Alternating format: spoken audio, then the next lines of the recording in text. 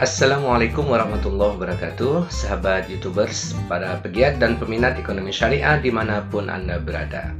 Hari ini kita akan membahas dua istilah yang sering juga membingungkan, bahkan membuat banyak pembelajar ekonomi syariah yang bertanya-tanya, yaitu istilah falah dan maslahat. Mendudukkan dua istilah ini sangat penting supaya kita mendapatkan paradigma yang utuh tentang bagaimana ekonomi syariah itu sebenarnya.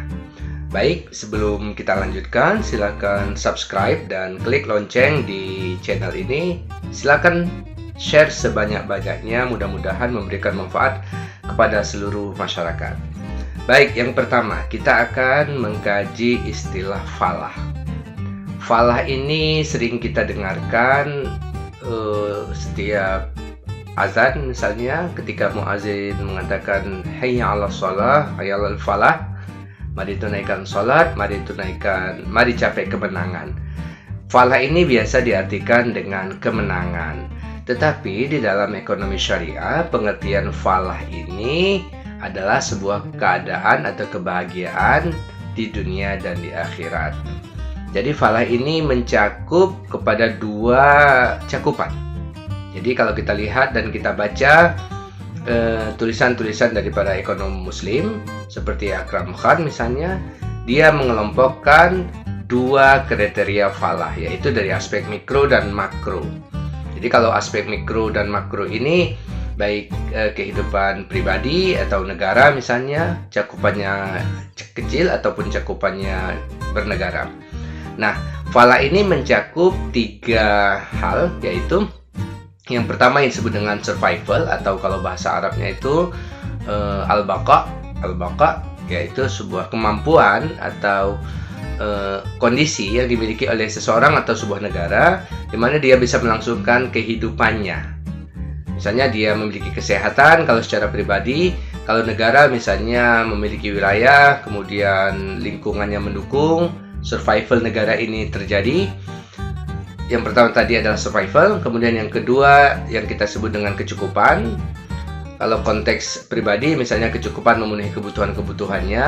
Kalau konteks negara misalnya dia itu mampu terbebas dari hutang, atau dia mampu memenuhi kebutuhan masyarakatnya. Yang ketiga adalah al-izzah, atau kemampuan seseorang untuk menunjukkan kehormatan atau harga dirinya, baik pribadi maupun bernegara. Misalnya kalau pribadi tentu dia tidak terjerat kepada hutang sehingga harga dirinya bisa menjadi lemah ataupun jatuh. Demikian juga dalam konteks negara, ketika misalnya negara tidak memiliki hutang yang membuat dia malu ataupun terjerembab. Jadi al-izzah atau kehormatan, dignity ini adalah cakupan yang terdapat di dalam falah.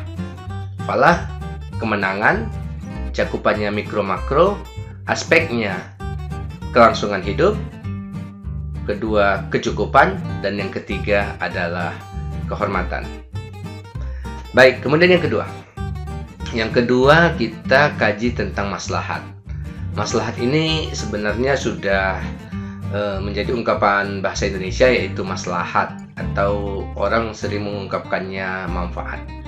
Baik, kita akan lihat falah tadi dahulu. Falah ini kan adalah tujuan atau sebuah kebahagiaan yang ingin dicapai manusia baik di dunia dan di akhirat.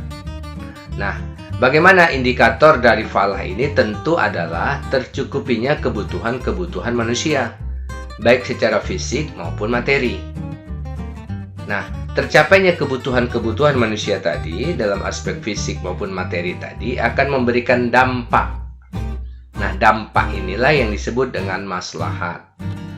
Nah, dampak pencapaian atau terpenuhinya kebutuhan-kebutuhan manusia secara seimbang akan memberikan dampak yang disebut dengan maslahat. Nah, maslahat ini pun dalam ekonomi syariah memiliki 5 unsur, yaitu maslahat terkait dengan agama, tentang jiwa, terkait dengan akal, keturunan, dan harta. Artinya, tercapainya pemenuhan kebutuhan-kebutuhan hidup manusia tadi akan memberikan dampak kepada agama, jiwa, akal, keturunan, dan harta. Nah, inilah yang harus dipenuhi oleh manusia dan memberikan dampak berupa maslahat tadi. Jadi, maslahat ini merupakan tujuan antara yang harus dicapai manusia sebelum mendapatkan falah. Jadi, falah tidak serta-merta didapatkan tanpa melalui atau terpenuhinya kemaslahatan yang 5 tadi. Jadi, apapun aktivitas ekonomi yang dilakukan manusia dalam konsumsi, produksi misalnya atau distribusi adalah memastikan terpenuhinya kebutuhan tadi secara seimbang untuk mendapatkan dampak maslahat di 5 hal ini. Baik, itulah penjelasan tentang falah dan maslahat. Mudah-mudahan memberikan manfaat kepada kita semua, dan silakan untuk dibaca-baca lagi dan explore, dan tunggu video-video kita berikutnya. Terima kasih. Assalamualaikum warahmatullahi wabarakatuh.